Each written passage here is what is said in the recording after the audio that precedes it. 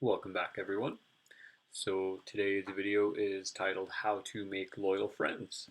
Um, and we'll just get right into it. So this is continuing the series on Robert Greene's 48 Laws of Power. This is Law 43, which is work on the hearts and minds of others.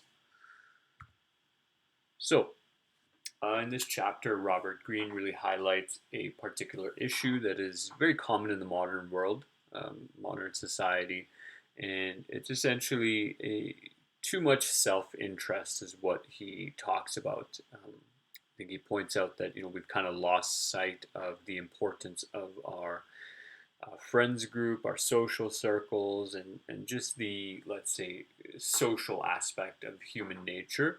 And we're too focused just on our self-interest of moving up, up, up, up, up, and up, right? And if you're in high school watching this, maybe you haven't really experienced this. Hopefully not.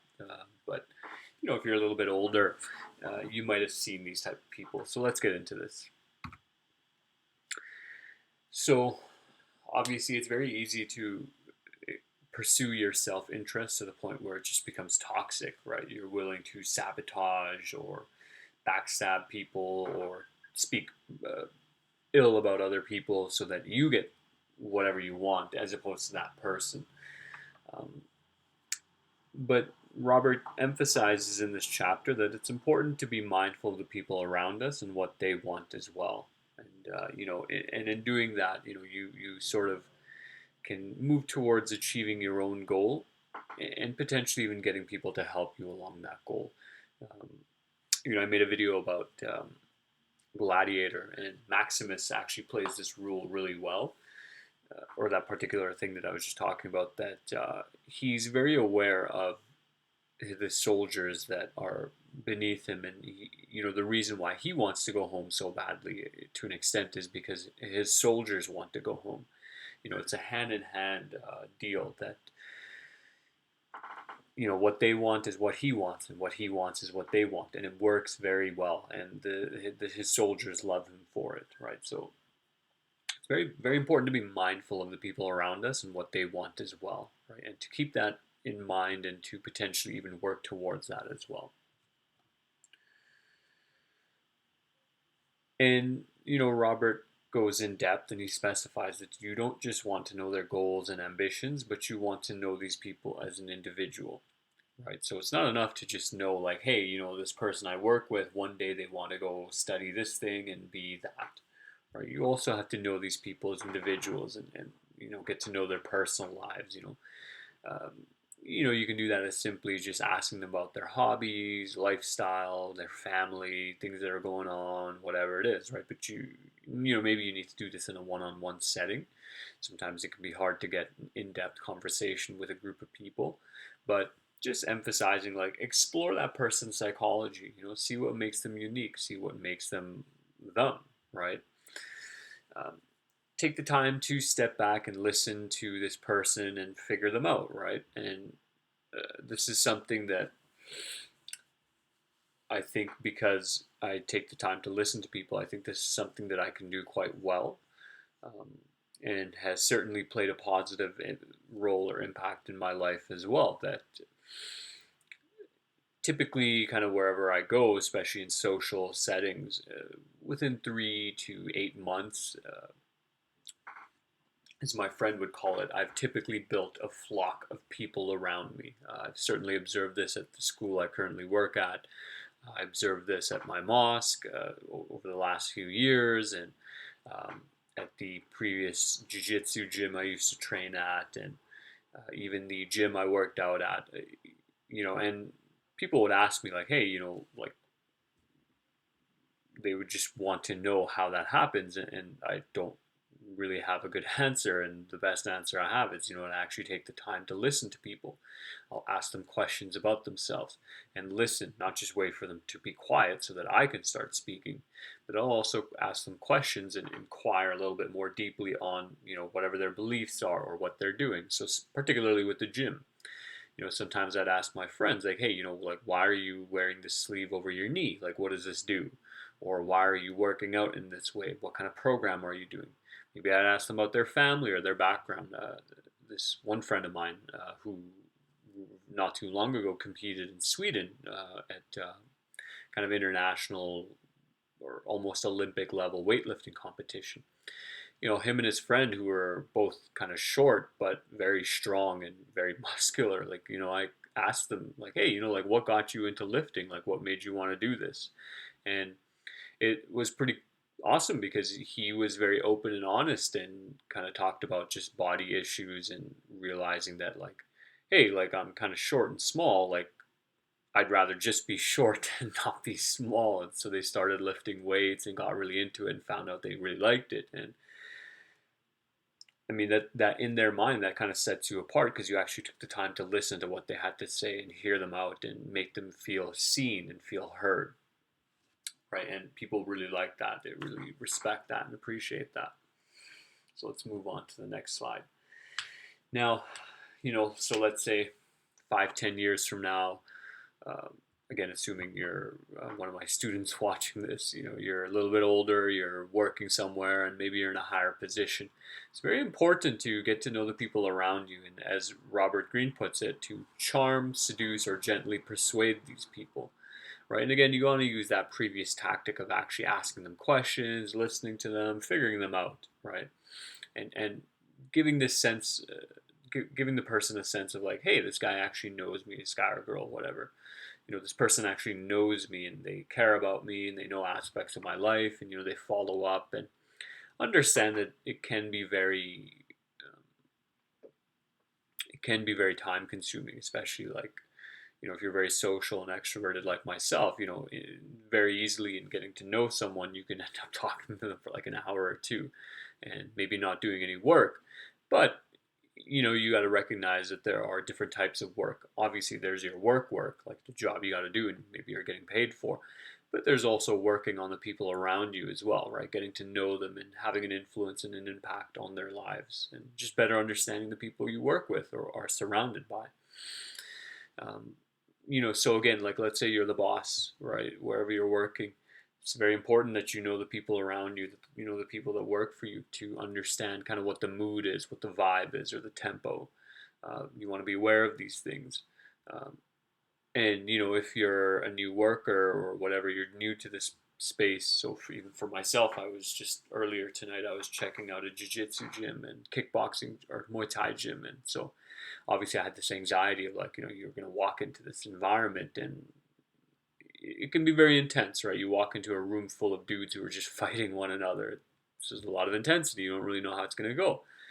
And so I had a bit of anxiety, but part of that anxiety was also because I knew, like, hey, I'm going to be at the bottom of the totem pole. I'm not really used to that, admittedly. Um, but as soon as I stepped in there, kind of saw what was going on and started realizing, oh, like, I kind of recognize what people are doing and how they could improve and whatnot, like realizing, like, oh, I'm not actually far removed from the sport as I thought. I started getting more comfortable and then obviously kind of more confident with my own abilities. Like, yeah, as soon as I start talking to people, like 3 to 12 months, it'll be no different than any other situation I've been in. Like, people, I'm gonna have a group of friends. People will like me, and again, it just comes back to what I do well, of just listening to people and asking them questions. I don't know if I necessarily do as well on the charm, seduce, and gently persuade as other people, but I can certainly be a source of like a good listening ear. And so, the benefit is that even if you're on the lowest part of the totem pole, if you know all these people and you've taken the time to get to know them, what makes them unique and individual, eventually, they kind of elevate you because you're that one person who just knows everyone, right? So at the old gym I used to train at, people kind of tease me about this. Um, like, just the fact that I knew everybody there, and I'd kind of poke them back, like, hey man, like, I don't know everyone, like, come on. But there was a lot of truth to it. Like, I had a lot of friends both in the jiu-jitsu gym and the weightlifting gym, and they were in the same building, and which was quite unique.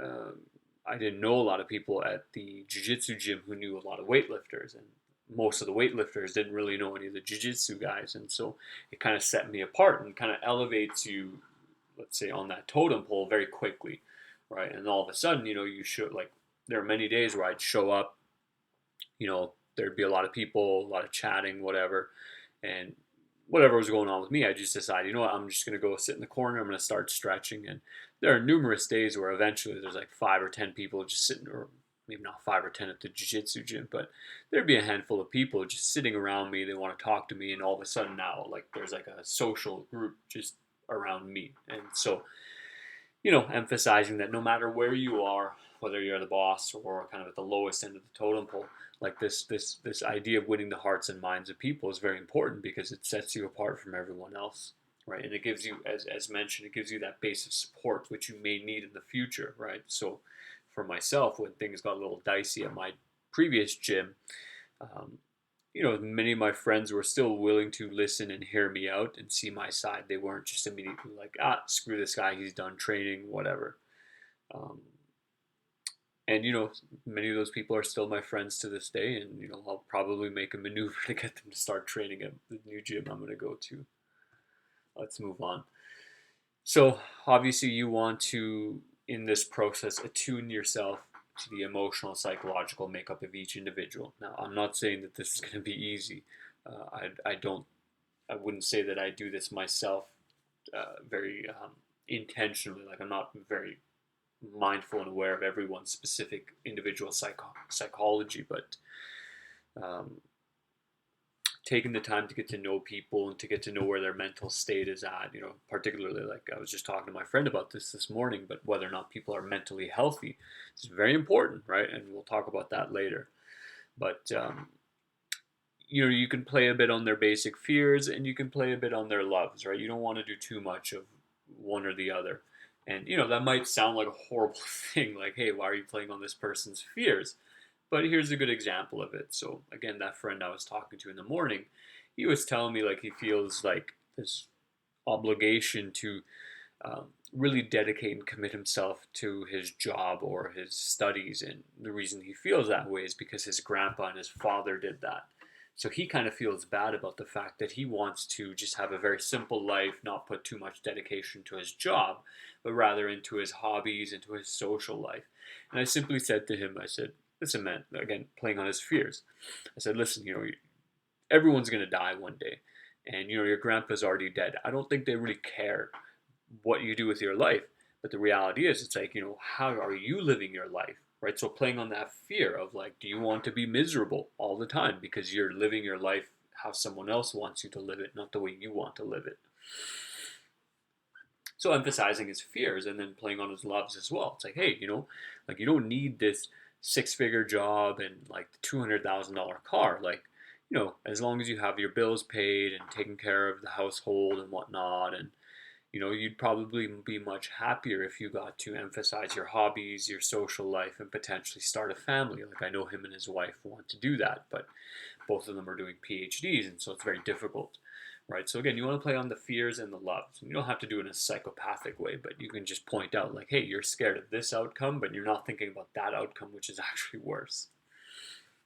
Okay, and the whole emphasis of this is that once you've done this, like to an extent, if you really want to, part of it is again kind of cyclical, right? People are so self-interested that maybe they will end the friendship, but every now and then you encounter people who recognize what you're doing and the care that you put into your social relationships, into your friend group.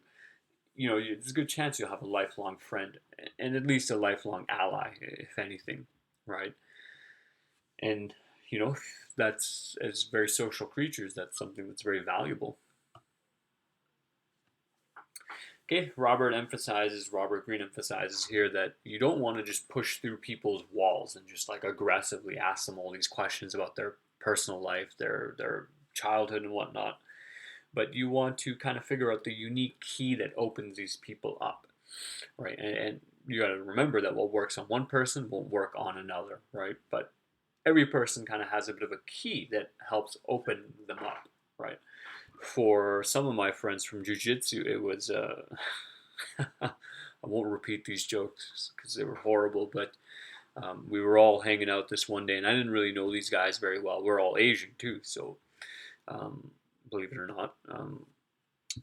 But I remember it was my very dark and twisted sense of humor that got these guys to open up.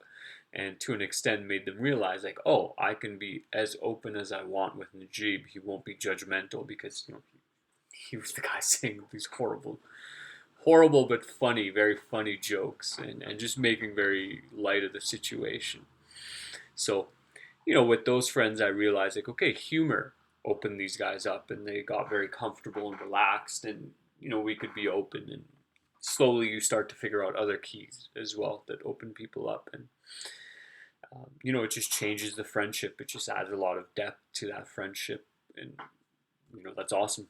Right. I personally don't like very surface level friendships. I think they suck. They're kind of annoying, and superficial friendships are even worse. But when you truly know someone, so my friend who I saw in the morning, like, I didn't get to say this to him, but I was thinking, like, it's pretty cool that his family knows about me. Like, every now and then he'll just say, hey, like, I feel like talking to my brother. Like, do you want to join the call? And so while I'm hanging out with him and his wife, like, he'll call his brother and I'll talk to his brother for a bit. And I think that's very cool. And the only reason that is even that's something that he does is, one, like, kind of using those keys and opening up that friendship, but also from the flip side, him recognizing the value of the friendship as well from his side.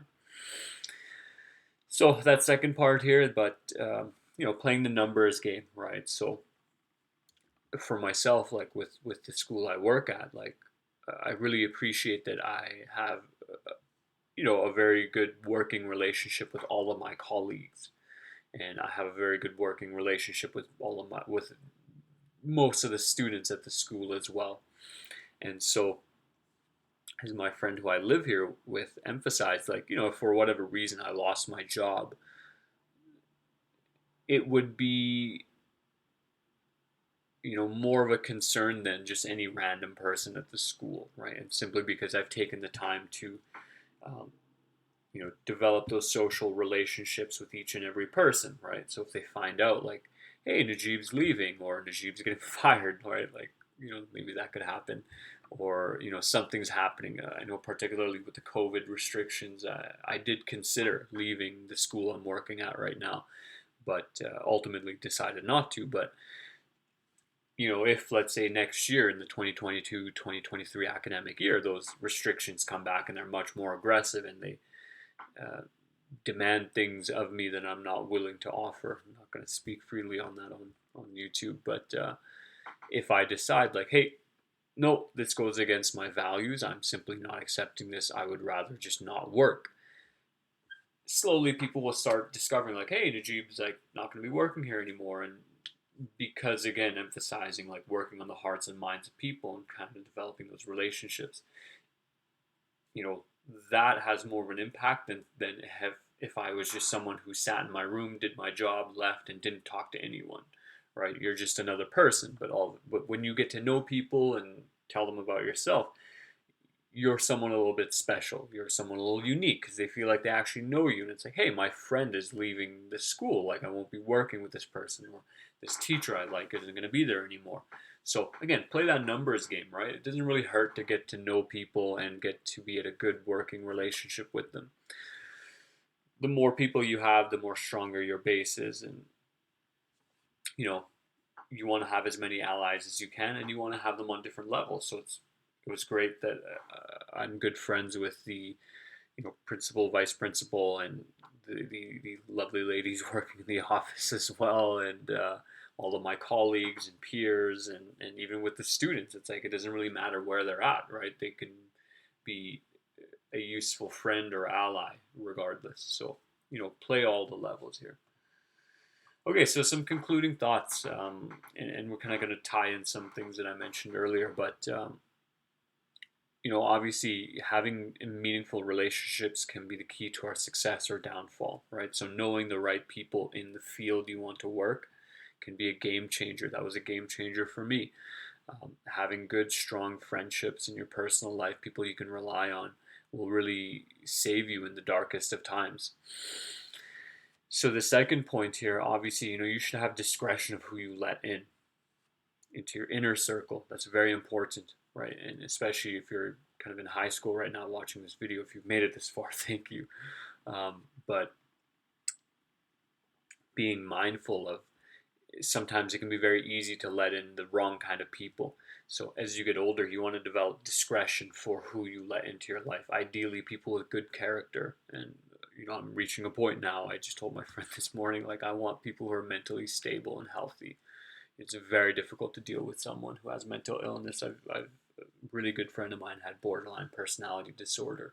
It was very difficult, but you have to set a standard, and it's a form of discrimination, but it's like a useful form of discrimination of like, okay, this person is a liar or they're a thief. Okay, well, I'm not going to be friends with them.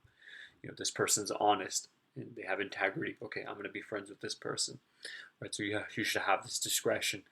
Regardless, though, especially in a working environment, it doesn't hurt to get to know people and be in a good working relationship with them, right?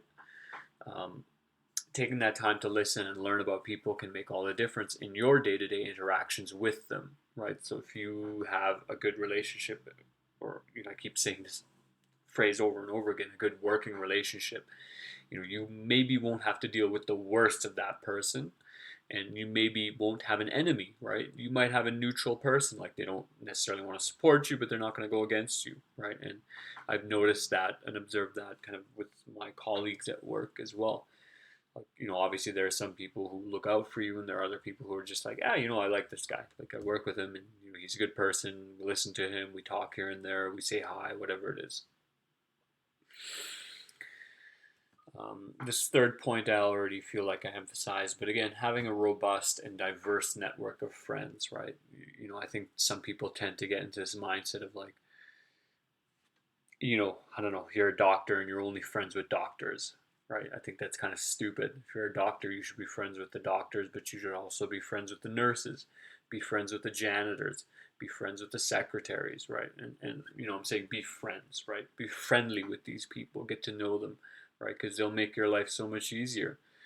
For myself, I'm very social, and so having a good relationship with the secretaries at the school, because it has been very beneficial for me, because like many of the students, like I don't do very well with digital things and like emails and too much information in an email. So I do best kind of in conversation. So despite the fact that they might have sent a notice out like, hey, we need this work done by this date, because I have a good friendship with them, they're willing to essentially let me have that conversation and ask them maybe 2 or 3 times about the same thing, which I'm very grateful for. And it's like, sometimes it gets annoying, obviously, but generally speaking, if you have a good relationship with people, you're willing to put up with it.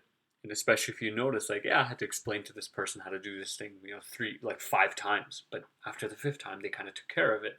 And matter of fact, they're actually going out and helping other people figure out how to do that as well. Boom, right? So a lot of work on the front end, helping that person sort out how to do this thing.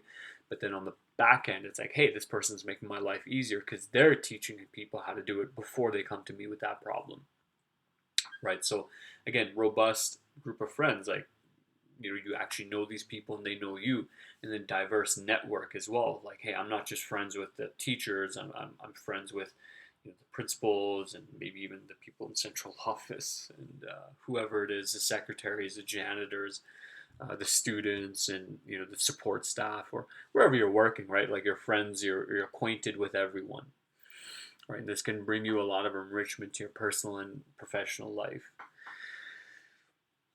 Learning to manage your social relationships can help you to avoid unnecessary conflict and drama. I emphasized this point a bit earlier, but again, if you're at a good working level with everyone in your workplace, then ideally you can avoid unnecessary conflict and drama.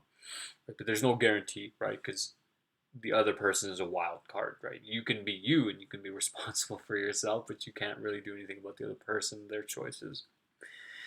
Last but not least, it is always a benefit to be surrounded by competent people with good character who you have sincere friendships with, right? So if you're thinking like, to hell with everyone else, like I'm just going to do my own thing, again, keep in mind, like, one day you're going to be old, hopefully, fingers crossed, and life would be so much better with just a really good, healthy social network that you're surrounded by, right? If you're old and alone and your kids don't like you, and you're whatever with your spouse and grandkids, and like you just don't have any friends, like life's just gonna suck. But if you're 60, 70, 80 years old and you have a number of friends, both your age, younger than you, maybe older than you, I don't know. At that age, it can get a bit dicey, but if you just have a lot of people around you, life's going to be very meaningful. It's going to be enjoyable, and might even keep you in good health. Okay, and that concludes that. Thank you.